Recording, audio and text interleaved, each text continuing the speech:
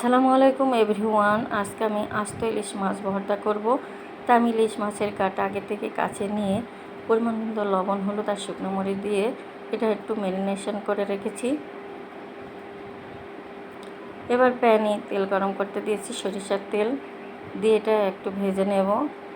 আমার এক পাশ ভাজা হয়ে গেছে মাছের, আর এক পাশ ভেজে নেব। কয়েকটা রসুনের কোয়ার, কয়েকটা শুকনো মরিচ দিয়েছি। আপনারা চাইলে মরিচের পরিমাণ বাড়িয়েও দিতে পারেন, আবার কমিয়ে দিতে পারেন। আর কয়েকটা গোটা জিরা দিয়েছি। আমি কয়েকটা কাঁচামরিচও ভেজে নিয়েছি। এবার শিলপাটা একটু ভালো করে ছেঁচে নিয়ে মাথাটা আলাদা করে কাটা বেছে নিয়ে আমি এগুলো সবগুলো বেটে নিয়েছি। আমার হয়ে গেছে বাটাটা। এবার আমি বেশ কিছুটা কাঁচা পেঁয়াজ দিয়েছি আর একটু লবণ দিয়ে ভালো করে মাখিয়ে নিয়েছি। আর পরিমাণ মতো সরিষার তেল দিয়েছি, দিয়ে ভর্তাটা রেডি। তা কার কার ভিডিওটা ভালো লাগলো অবশ্যই কমেন্টস করে জানাবেন।